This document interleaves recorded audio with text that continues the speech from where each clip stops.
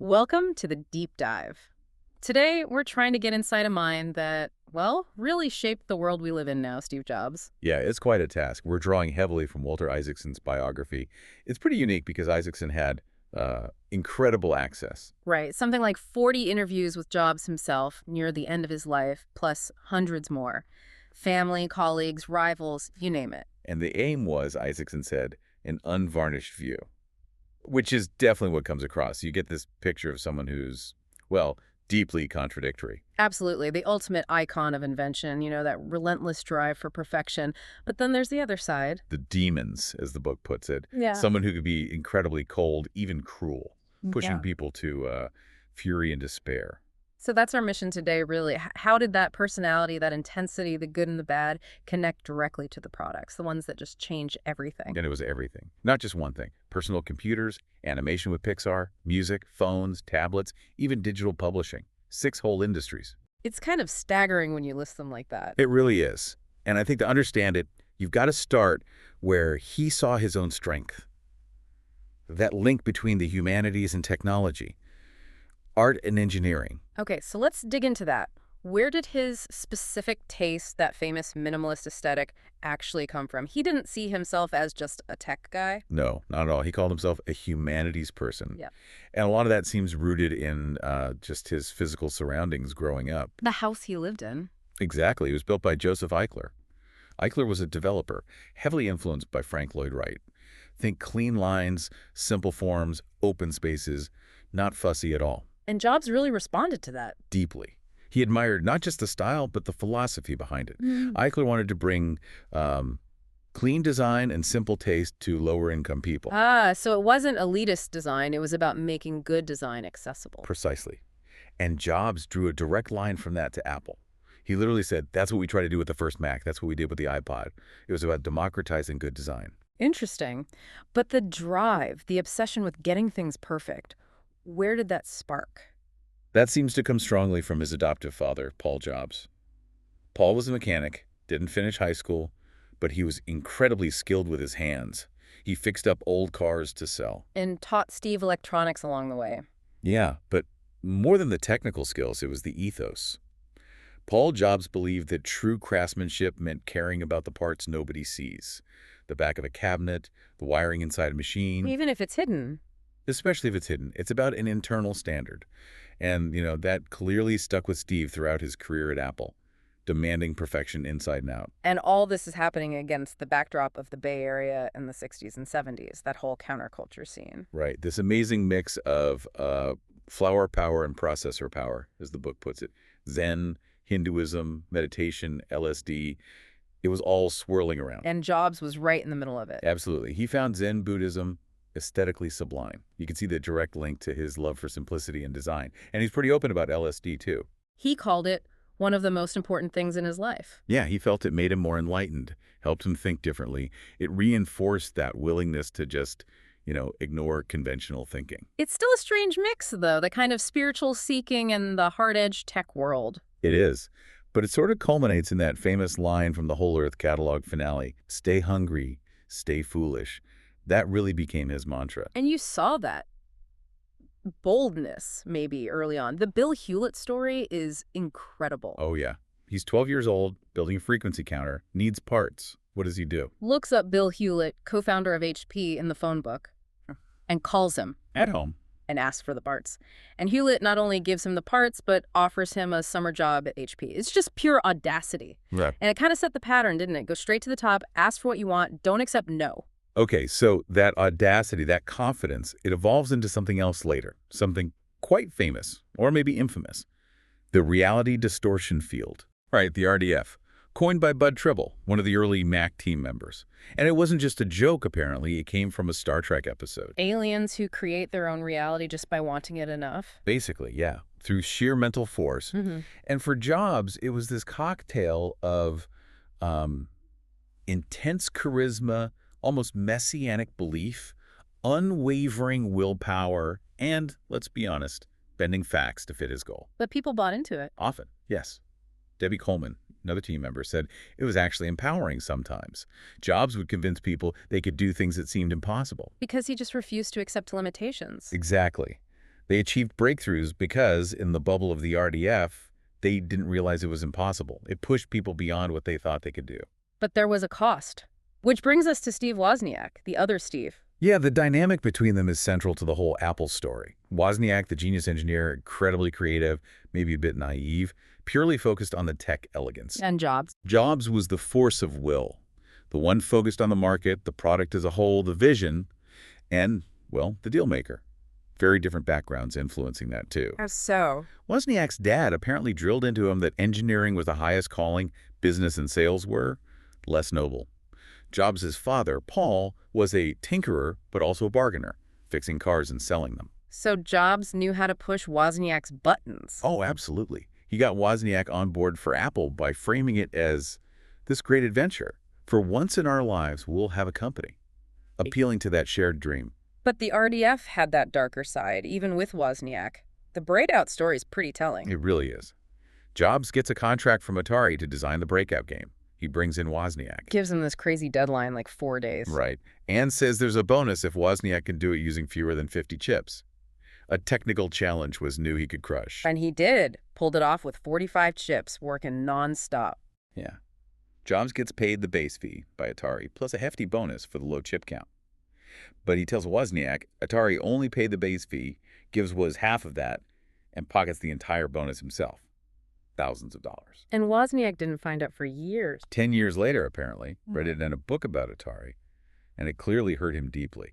Wozniak's quote on it is quite sad. It just says, "I think that Steve needed the money, and he just didn't tell me the truth." Wow. So how does the biography handle that kind of betrayal alongside the visionary stuff? It doesn't really try to reconcile it neatly. It just presents it as part of the whole contradictory package. His thinking was very binary. Gods or shitheads. Exactly. Products were either the best ever or totally shitty. People were geniuses or idiots. There wasn't much middle ground. And he genuinely seemed to believe the normal rules just didn't apply to him, which let him justify things like that. And the RDF wasn't just about motivation or finances. It affected ideas too, right? That pirouette thing. Oh yeah, multiple people describe that. You'd pitch an idea, he'd trash it instantly. That's stupid. Then, a week later. He'd be presenting the exact same idea as his own brilliant insight. Yep. That apparently happened all the time. Infuriating, but part of how he operated. But whether it was bending reality or borrowing ideas, it was almost always in service of this core obsession. Design. Yeah. Integrated design. That mantra, simplicity is the ultimate sophistication. Which he got partly from that Zen influence we talked about. Right. And crucially, at Apple, this meant design-led engineering. That was radical. Usually, engineers build the guts, and designers make a case for it. But Jobs flipped it. Totally. Yeah. The designers, especially later with Jony Ive, would create the form, the feel, the enclosure. And the engineers just had to figure out how to make the technology fit inside that. No compromises on the design vision. And Jony Ive was key to this later period. Absolutely essential. Jobs called Ive his spiritual partner at Apple. I was actually about to quit before Jobs came back in '97. He was disillusioned. What made him stick? Jobs gave this speech saying their goal wasn't just profit. It was to make great products. That resonated deeply with Ive. And Jobs protected the design team. Fiercely. He gave Ive huge authority, almost parallel to his own. And Ive, like Jobs, was obsessive about details. Details learned, maybe, from Paul Jobs' approach. Like the inside of the machine needing to be perfect. Exactly. There's the story of the first Apple X circuit boards. Jobs rejected them. Why?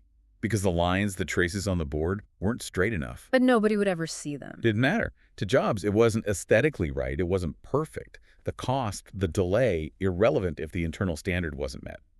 You see how demanding that could be. And that extended to the user experience, too. The famous iPod rule. The 3-click rule. He tests the interface constantly if you couldn't get to any song or function within 3 clicks. It was brutal. Brutal. Back to the drawing board.